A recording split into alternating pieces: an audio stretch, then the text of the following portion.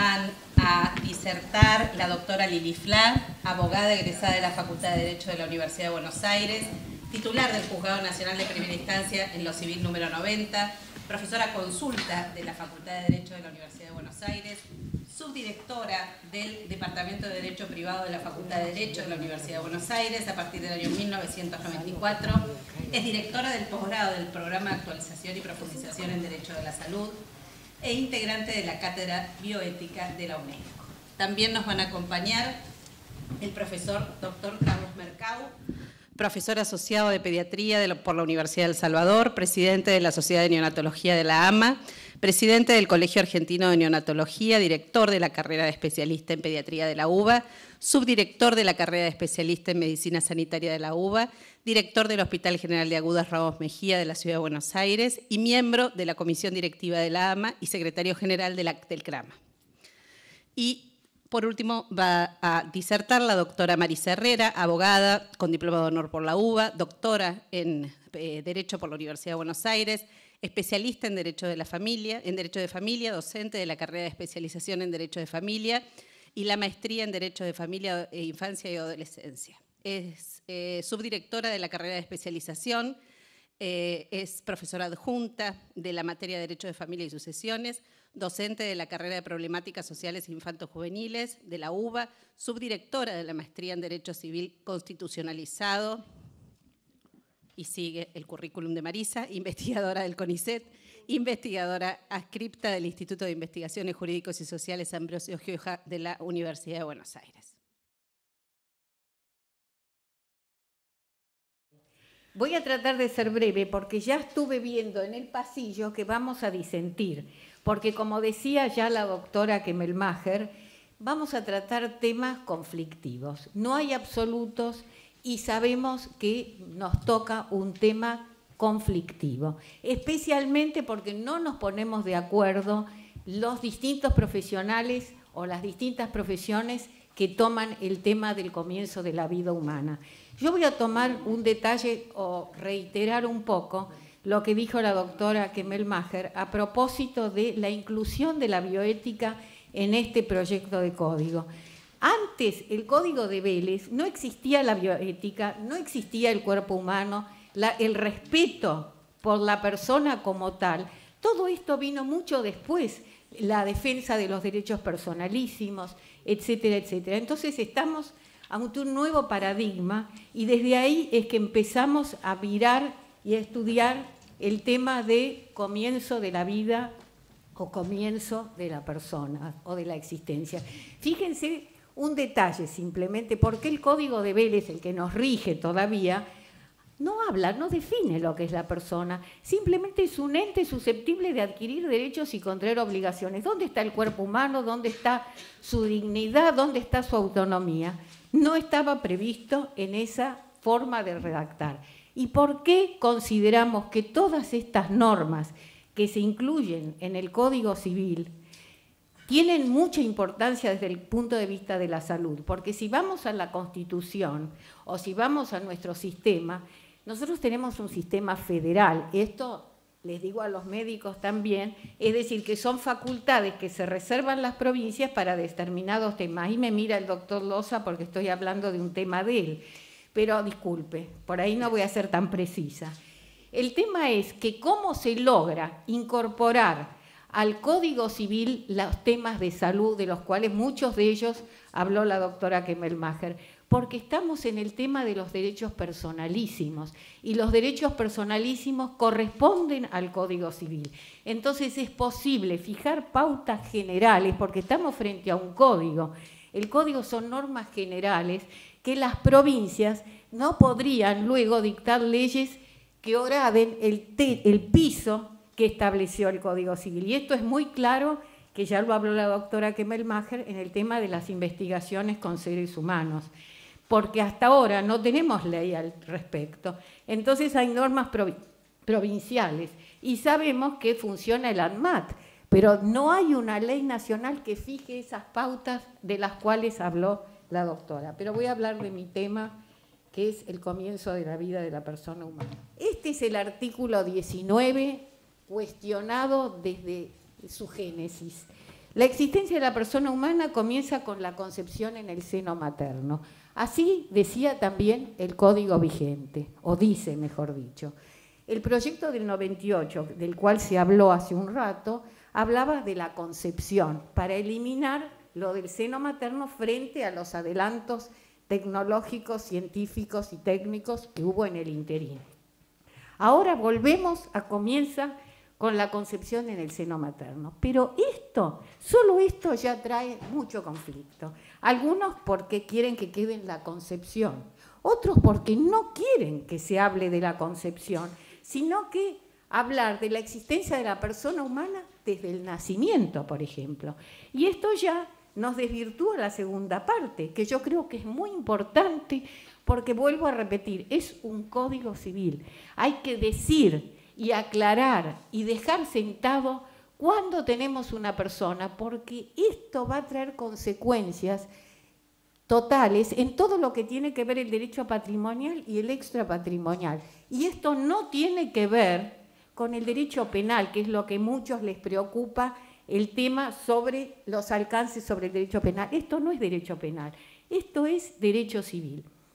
Y acá tenemos, en el caso de técnicas de reproducción humana asistida, comienza con la implantación del embrión en la mujer, sin perjuicio de lo que prevea la ley especial para la protección del embrión no implantado. Consideramos que esta inclusión del embrión y no persona hasta el momento de su implantación es un progreso muy grande que ahora voy a ir señalando brevemente porque creo que después vamos a discutir. Fíjense un detalle de por qué hay diferencias tan grandes. Esto pasó en el 2003, cuando todavía este proyecto no estaba ni en ciernes, y nos peleamos 3 días hasta que llegamos a estos 2 despachos. La existencia de la persona humana comienza con su concepción entendida como fecundación, y a partir de ese momento tiene derecho a que se respete su vida, integridad física, psíquica y moral. El inicio de la vida humana comienza o coincide con el comienzo de la persona humana, porque yo no pienso que no haya vida, por eso se somete el tema de los embriones a la ley especial. Hay que proteger la vida. Lo que nosotros pensamos es que una cosa es la vida como protección y otra es la persona. Y además hay otro detalle que es importante también. El embrión, antes de ser implantado, ¿cuántas posibilidades tiene de llegar a ser persona? Y además requiere indefectiblemente de su implantación en el útero de la madre, si no, no hay ninguna posibilidad de existencia. Y entonces vino el otro despacho. Hay que realizar una distinción entre el comienzo de la vida humana y el reconocimiento de la calidad de persona. El inicio de la vida humana no coincide con el comienzo de la persona. Resulta importante conferir protección a la vida humana antes de reconocerle personalidad jurídica. Yo ya sé que acá vamos a discutir con el doctor, pero bueno, estoy dispuesta. Y a lo mejor con muchos de los que están. Entonces, una de las cuestiones vinculadas con lo que hablé es necesario distinguir entre el embrión in vitro y el embrión in vivo. Este al que se refiere el artículo 19 es el embrión in vitro, donde todavía no sabemos si va a llegar a ser persona.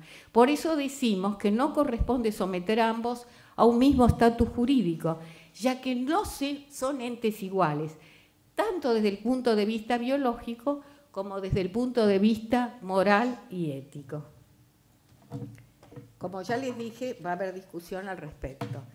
Considerar al embrión in vitro con igual estatus que el embrión in vivo y más aún dotarlo del estatus de persona con todos sus atributos puede lesionar derechos humanos fundamentales. Acuérdense, me remito a lo que dijo la doctora sobre la importancia que tienen los derechos humanos en este código, o mejor dicho, en este proyecto de código. Porque es más, si nosotros nos atenemos al Código de Vélez, por ejemplo, cuando dice que no tenemos ley al respecto, hay que recurrir a las normas generales, a los principios del derecho, pero no dice, como dice este mismo código, que hay que recurrir a los tratados y a los derechos humanos reconocidos por los tratados internacionales como pauta de interpretación. Es cierto que en la aplicación, y hoy salió acá, la jurisprudencia muchas veces tiene en cuenta los principios constitucionales, porque todos los jueces, yo soy jueza, quiero aclarar, aunque lo dijo la doctora, todos los jueces podemos hacer el control de constitucionalidad, pero es más, hoy hablamos del control de convencionalidad. No se puede dictar una resolución que viole o empañe lo que garantiza un derecho humano importante. Entonces, ¿cuáles son, muy sintéticamente, los derechos humanos que estarían vulnerados en caso de no reconocer esta diferencia con relación al embrión in vitro? El derecho a constituir una familia, es decir, artículo 14 bis de la Constitución Nacional, de la vigente, de la anterior, etcétera. ¿Qué quiere decir esto? Que impediría de alguna manera las técnicas de reproducción asistida sobre las cuales se habló hace un rato. Segundo, el derecho a la libertad de investigación, la posibilidad de investigar utilizando esos embriones con el debido respeto, pero sabiendo que se puede investigar sobre las células madres, sobre sus aplicaciones, etc.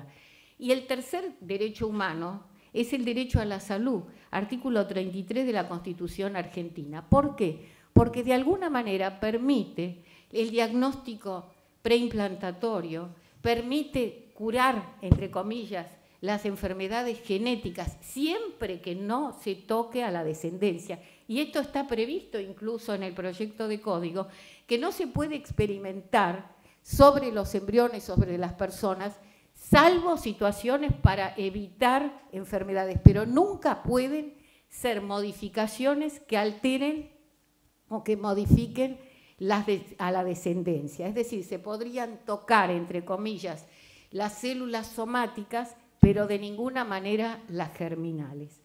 Esto es un tema a tener muy en cuenta porque uno de los temas que tenemos nosotros trabajando en un observatorio sobre la vida, además del observatorio sobre salud de la doctora, es el tema de cómo inciden estas normas en la bioética, cómo inciden en la custodia o el cuidado de la persona.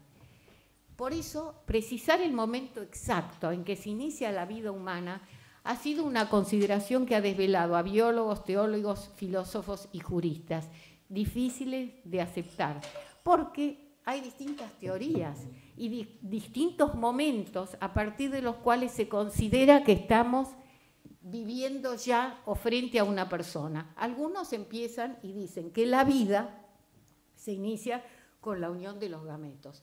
Desde el punto de vista biológico, genético, van a encontrar quien diga, por supuesto, que con las reservas del caso, la vida se inicia con la unión de los gametos. Pero decir que se inicia la vida y que hay que protegerla no quiere decir que se inicia la persona como tal. Ustedes fíjense, yo resumí cuáles son las más comunes para marcar el comienzo.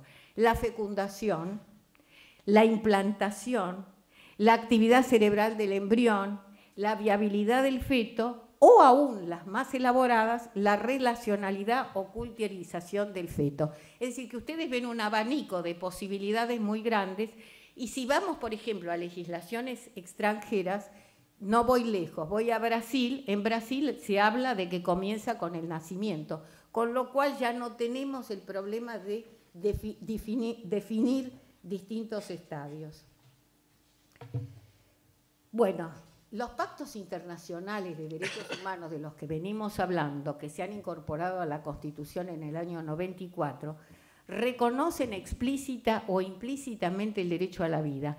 Pero hay un detalle que si ustedes los observan y los leen, que no lo van a hacer, pero yo se los adelanto, ninguno de ellos se refiere expresamente al feto, ni al embrión, ni le otorga derechos. Y acá me van a decir, porque vamos a ver qué pasa con el pacto del San José de Costa Rica, que es uno de los que se utiliza para considerar que no se debe legislar de esta manera con respecto al embrión. Se invoca el artículo 4 del Pacto de San José de Costa Rica como la norma que consagraría la protección del nasciturus, es decir, el derecho a la vida.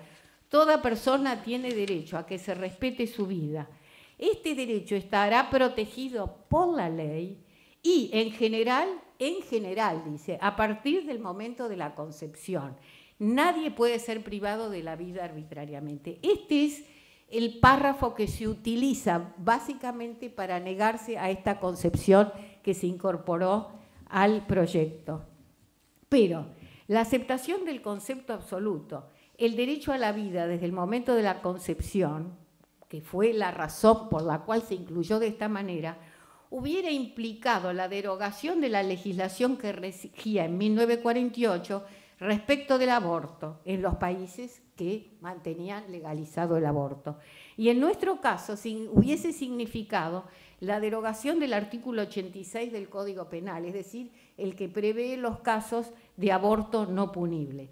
Siguiendo este camino, para evitar esta situación, el Pacto de San José de Costa Rica incluyó los términos en general, atendiendo al principio de amplitud que le confiere esta mención, acordada en las discusiones que tuvieron lugar antes de llegar a la redacción definitiva. En este camino también se habla de la Convención de los Derechos del Niño, que habla del niño hasta los 18 años, habla la Convención de los Derechos del Niño. Pero el argumento es que la ley que se sancionó aprobando la Convención de los Derechos del Niño hizo una reserva diciendo que era desde la concepción el niño, es decir, desde la concepción hasta los 18 años.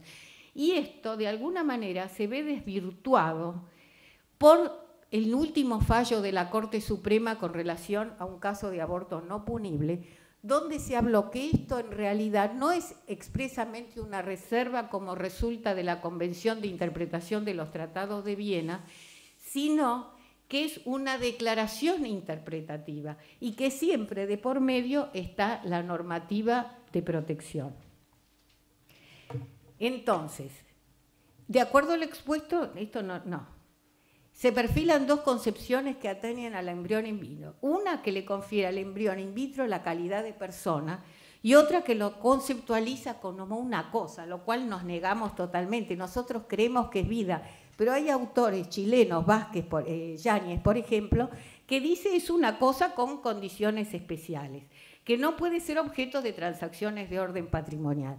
Esto está prohibido en nuestro proyecto, en este proyecto, no es nuestro, el proyecto nacional de Código Civil, porque incluso hay normas que, además de la dignidad de la cual ya hablamos, dicen que el cuerpo humano es inviolable y que sus partes o todo él no pueden ser objeto de transacciones comerciales o económicas, sino simplemente para utilizaciones terapéuticas o utilizaciones científicas o altruistas. Y esto creo que se puede hacer un trasiego a esta cuestión, es decir, no hablar de cosas, no hablar de personas, sino hablar de vida. Entonces, debería regularse su utilización con fines científicos relacionados con el derecho a la salud, con el derecho a constituir una familia, la utilización de células madres con fines terapéuticos y la selección con fines preimplantatorios, prohibiéndose, esto sí, la clonación reproductiva, así como la manipulación sobre células germinales, que ya lo adelanté antes de leerlo acá, porque uno se embala y dice.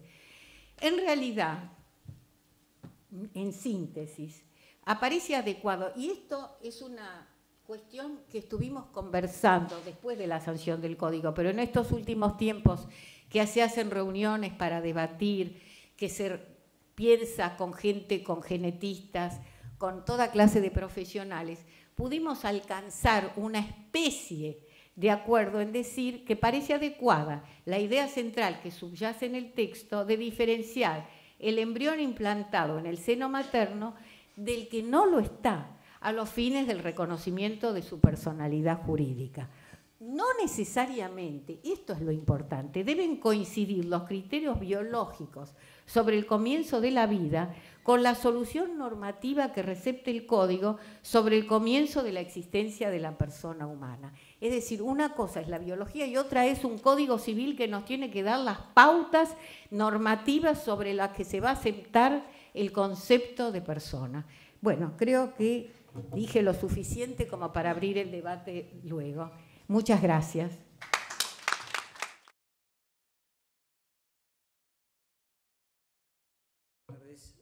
Primero, doctora, no vamos a discutir, simplemente vamos a intercambiar ideas y brindarles a ustedes una cosa mucho más sencilla, que es la opinión médica, la opinión de un neonatólogo que asistió a casi 25.000 partos durante sus 40 años de vida como médico. Es decir, y que a veces nos cambian las situaciones, porque entender la parte de ustedes, entender la parte de cómo dictar una ley, es también para nosotros ayudarlos, porque para nosotros un precepto fundamental es el que decía hace casi 700 años antes de Cristo Lao Tse en China. Hablaba de que para conocer a la gente, conocer sus necesidades, había que andar con la gente, había que caminarla, había que conocerla. Y después, decía, después recién aprender a atender sus necesidades. Y yo les diría, después aprender las necesidades para legislar. Tratando de hablar qué impacta, porque nosotros tenemos un problema. Salud pública es donde ustedes están legislando y donde nosotros tenemos una serie de estas cosas. El comienzo de la vida. Perinatología. Es una palabra que a veces en los códigos no figuran. Y no figura esto. No figura el conocimiento de esto, de cómo es la salud fetal, cómo es la salud materna y cómo es la salud neonatal. La perinatología abarca desde las 28 semanas de vida hasta el 7º día de vida. Pero si ustedes observan, cada una de las acciones que suceden en cada uno de estos aspectos interrelacionan a cada una de las saludes y la van condicionando. Y va condicionando las siguientes. Y si yo no tomo cuidados en la salud materna, no tomo cuidados en la salud fetal, voy a tratar de que esta salud neonatal sea excelente, pero habiendo previsto una excelente salud natal y una excelente salud materna. Que eso es lo que también nosotros debemos considerar y debemos agregar. Es decir, las posibilidades de legislar están en ustedes, no en nosotros. Que agradecemos esta oportunidad que se nos escuche, de poder brindarles lo que nosotros pensamos y lo que nosotros queremos decir. Las determinantes de la salud no son únicas. Es como si fuera una caja negra, donde yo puedo tener una salida que puede ser salud o puede ser enfermedad. Un ingreso, y bueno, puede ser lo mismo la concepción. Pero en este proceso hay turbulencias, las cuales tenemos que reconocerlas para poder hacer una legislación acorde. Nosotros vamos a tener que el concepto de sistema permite la visualización global de un proceso. ¿Es un proceso médico? No. Es un proceso biosocial. Incorpora el conocimiento médico ligado a una cosa que es fundamental. Condiciones ambientales. ¿Dónde vive esa mujer? Yo la atiendo a una mujer embarazada y la mando a su casa. ¿A qué casa la mando? Le puedo hacer la mejor receta, la mejor prescripción, pero me olvido de un ambiente ecológico donde esa mujer vive y se desarrolla. Me olvido de que por ahí tiene una fábrica con eliminación de tóxicos que está delante. ¿Qué está comiendo? ¿Cómo se está nutriendo? ¿Lo estamos legislando? ¿Nos estamos ocupando? Son preguntas para que ustedes podamos llegar a una resolución en esto. Y hacer este conocimiento, esto hace que la medicina social pueda funcionar, pueda ser. Y que el equipo perinatológico, no solamente un obstetra y un neonatólogo, sea interdisciplinario, donde haya asistentes sociales, donde haya hasta un representante legal. Porque ahora viene lo que nosotros vamos a pedir, es decir, los determinantes siguen siendo las influencias, lo que ya vimos. Estoy corriendo un poquito por razones de tiempo. Igual el power queda a disposición de ustedes. Embarazo, nutrición, enfermedades, ecosistemas, socioculturales, enfermedades previsibles, causas fisiológicas, ecológicas, causas físicas, ecológicas, hábitos, enfermedades congénitas. Todo esto tenemos que incorporarlo y tenemos que preverlo. Tenemos que nos protege a todos, ¿sí? Esto está protegiendo derechos de la mujer, derechos del recién nacido, derechos de la familia, de atención de la familia en riesgo. Pero, perdón, los derechos del feto. Eso es lo que yo quiero incorporar ahora, que a nosotros como neonatólogos, como médicos, nos preocupa. No nos preocupa el momento que ustedes digan cuándo es la concepción o de qué momento la consideren, sino yo estoy hablando del feto, que ya es una vida. Consideran ustedes del momento lo que ustedes consideren legalmente. Nosotros seguimos pidiendo derecho a no ser maltratado, derecho a un embarazo normal, que la madre tenga accesibilidad a la salud, no que tenga trabas, porque a veces esas trabas existen, aún en el Cava, no viene de provincia, no viene de tal lado, no, es una persona embarazada con una vida, eso tiene el derecho a esa accesibilidad. Derecho a no ser manipulado desde un punto de vista genético. Derecho a no ser usado su cuerpo con fines de investigación. Sucede que en algunos otros países algunas madres venden a ese feto por nacer para utilizarlo en investigaciones médicas. Y por último es un derecho a una identidad. No le podemos negar a esa persona por nacer, a ese feto, tener una identidad de familia. Es indudable que si nosotros negamos la identidad de familia de un feto, estamos negando nuestra propia identidad. Por eso es tan importante que nosotros podamos acceder a reconocer esto. Y tal vez, si fuera posible, incorporarlo como un derecho de familia, como un derecho de adquisición. Creo que acá voy a cortar porque hay muchas cosas más para charlarlas, pero en honor al tiempo dejamos que continúe la doctora.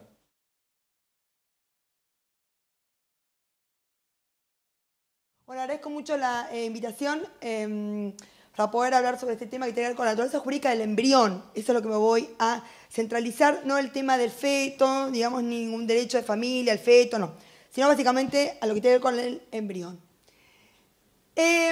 Rudisco ha dicho esto de no deberíamos temer cambiar leyes que correspondan a los cambios que se han reproducido en la sociedad y la ciencia desde finales del siglo XIX.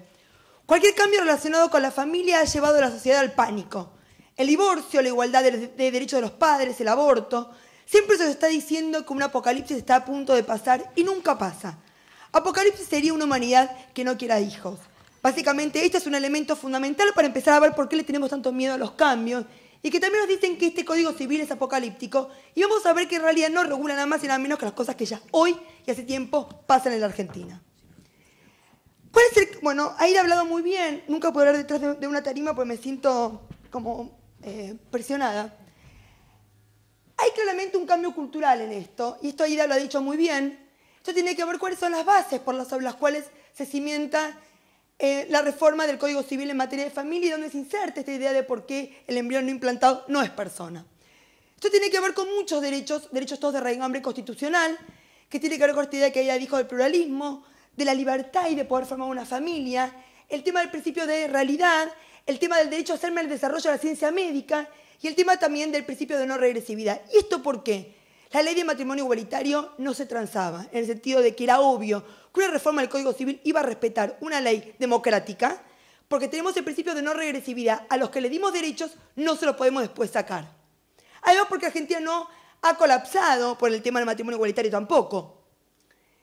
La Corte ha dicho en este fallo que citó muy bien Lili hoy, el tema de la importancia que tienen los fallos de la Corte Interamericana de Derechos Humanos. Esto nos obliga, forma parte de nuestro bloque constitucional y es tan fuerte como la Constitución. En ese punto de vista tenemos ahora un caso en la Corte Interamericana contra Costa Rica, porque Costa Rica no permite ni el in vitro ni la heteróloga, o sea, con material de donante anónimo o de un tercero. Porque dice que prohibir la in vitro y prohibir la heteróloga sería prohibirle a muchas personas poder acceder a formar una familia y además el derecho a hacerse a los avances de la ciencia. El tema de poder hoy tener un hijo compatible, un nuevo hijo compatible gracias a la manipulación genética para que mi nuevo hijo pueda curar a mi hijo que tiene una enfermedad genética. Hoy la ciencia lo puede hacer y nos pone ante nuevas disyuntivas. Tenemos un fallo interesantísimo que acaba de salir del Tribunal Europeo de Derechos Humanos del 28 de agosto del 2012, este tribunal que Aida hoy citaba, justamente sobre el tema del diagnóstico preimplantario, que cita un fallo del Superior Tribunal o de la Corte Suprema de Irlanda, en el cual justamente habla que es distinta la noción de persona por nacer y no se aplica esa noción a los embriones no implantados. Acá Lidia ha dicho muy bien, con una particularidad que yo también le resalto, el Pacto de San José de Costa Rica es de 1969. Entonces tampoco podemos torcer la legislación para que diga algo sobre un tema que en ese momento no se hablaba, como son las técnicas de reproducción humana asistida. Por lo cual cuando uno dice generalmente, justamente generalmente, habla de las excepciones, que no solamente el aborto en su momento, sino también ahora uno podría decir que entran las técnicas de reproducción humana asistida. También el tema de, nadie dice, de hecho hoy Vélez Sarsfield dice que todos los derechos están sujetos al nacimiento con vida. Por lo cual, ya hoy nuestro Código Civil reconoce que no es lo mismo nacer con vida que nacer sin vida. De hecho, los derechos se consolidan. Por lo cual, acá uno no distingue o uno no hace una discriminación cuando hace una diferencia en cuestiones totalmente diferenciadas. Hay en que nace y hay en que no nace. Alguien implantado y puede nacer, que un embrión no implantado, que nunca va a poder nacer si no está implantado. Por lo cual es una diferencia sustancial. Además, el tema de que haya vida no implica que también que tiene que ser persona. Porque de hecho también en la muerte, para hacer un paralelismo, también sigue habiendo vida en algún punto, algunos signos de vida o algunas células vivas, y no por eso uno dice que no hay muerte. Por lo cual también el tema que haya signos de vida no quiere decir que esto no pueda ser considerado otra cosa que no sea persona. Miren esta diferencia objetiva y práctica. Una bióloga, jefa de un laboratorio de reproducción asistida, llega un sábado de mañana a revisar las incubadoras que contienen 20 embriones en desarrollo. Dado que no tiene nadie con quien dejar a su hija, la bióloga lleva a su hija de 2 años y la deja con ella en la sala adjunta del laboratorio. Se produce un incendio. Tiene que entrar el bombero. El bombero tiene que tener la disyuntiva. Si son iguales los embriones no implantados que las personas, él tendría que salvar los 20, las incubadoras con los 20 embriones, porque está por un número numéricamente igual, 20 es más que 1. Sin embargo, nadie duda que va a salvar primero a la nena y no a los 20 embriones. Por lo cual, hay una diferencia ontológica que en la reforma del Código Civil eso se observa. Este es el tema de este caso que hemos tenido de poder salvar tener un nuevo hijo genéticamente compatible para que este chico se pueda salvar, por lo cual acá ya tenemos fallos en los cuales han permitido la manipulación genética. Este tema también que tiene que ver con el Tribunal Federal de Brasil, donde se planteó la inconstitucionalidad de aquella ley que habla sobre el tema de investigaciones médicas con los crioconservados o con los embriones no viables. Justamente, acá se dijo que es constitucional esta ley de Brasil, porque justamente así avanza la ciencia médica, pudiendo investigar sobre embriones no viables. Que la investigación con células madres embrionarias no viola el derecho a la vida ni a la dignidad de la persona. Las células madres embrionarias se caracterizan porque son indiferenciadas, por lo que en condiciones adecuadas pueden convertirse en cualquier tipo de tejido. Por lo que es previsible que en un horizonte no muy lejano se puedan obtener, por ejemplo, neuronas para tratar enfermedades neurodegenerativas, Alzheimer, etc. Justamente el avance de la ciencia humana necesita de esta apertura y de considerar que no son personas, sino directamente nada de esto podría ocurrir. Esta idea de un cuestionalismo fraterno, justamente para poder salvar vidas y poder también tener hijos. Y el tema, y miren cómo, según el juez que me toque hoy, este era un caso muy interesante de un divorcio, en una audiencia de divorcio, la pobre mujer verborrágica le cuenta al juez que tenía 8 crioconservados en el laboratorio. El juez dice, no, son personas, que vengan a ser de menores. Por suerte tiene un juez en la Cámara con sentido común que dice de ninguna manera. Esto forma parte del proyecto parental de ellos y no tiene por qué la justicia andar interviniendo qué va a hacer esta persona con los crioconservados. Porque los crioconservados no son personas. Ahora, esto de por qué uno dice que el artículo 19 es claramente un artículo equilibrado. Porque para esto hay que empezar a distinguir. Una cosa es la identidad genética, de la identidad biológica, de la identidad volitiva. Yo, Marisa, casada con un hombre, mi marido no tiene semen bueno. Vamos a donante anónimo. ¿Quién es el padre jurídico? Mi marido, porque prestó la voluntad procreacional. Con el donante hay que identidad genética y conmigo tiene identidad biológica. Que haya óvulo y esperma detrás de los 3 tipos, adopción, filiación por naturaleza o técnica de reproducción humana asistida, no hace de que sean 3 tipos filiales que ameriten una regulación distinta. Por eso el artículo 19, cuando habla del comienzo de la existencia, marca una diferencia entre persona, cuando es por filiación por naturaleza, que cuando es por técnica de reproducción humana asistida.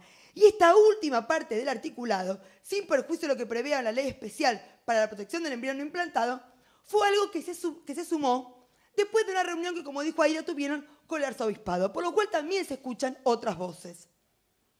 ¿Por qué nos corren por izquierda?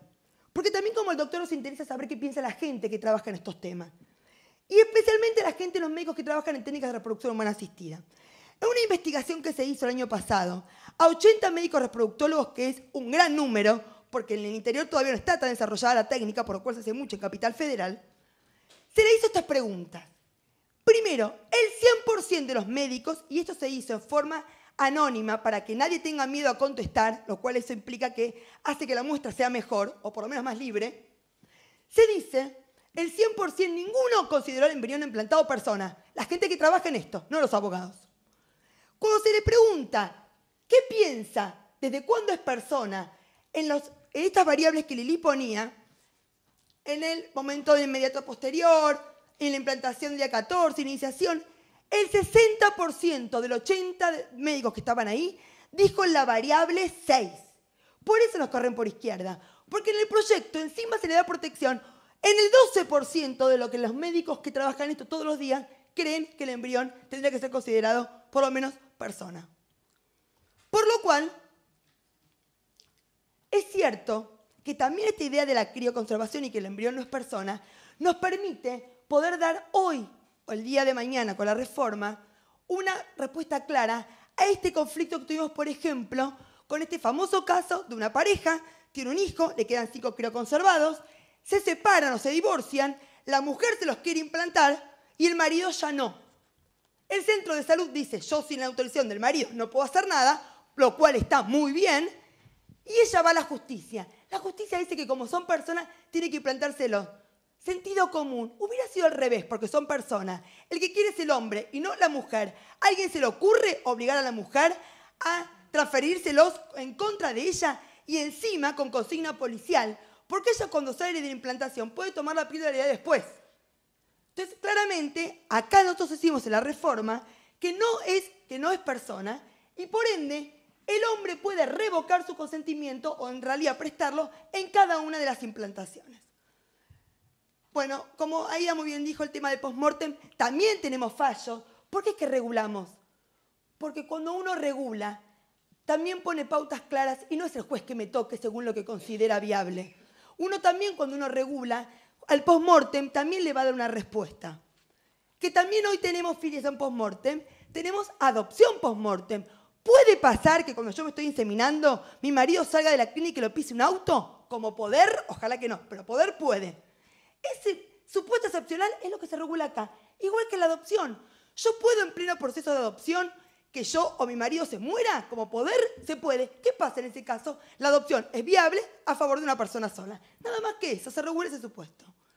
En suma, como dice muy bien, y este fue nuestro lema, los que trabajamos en esto, y por eso también tenemos la misma frase, decimos, huir de lo viejo, beber lo que viene, tener alma de proa. Lo que tiene esta reforma es un sentido de realidad nato. Por eso nos importa tanto lo que los médicos piensan, los que trabajan en estos temas, y el embrión no implantado no es persona justamente porque afecta un montón, sino de derechos, derecho a la familia y el derecho realmente a hacerse de la ciencia médica. Gracias.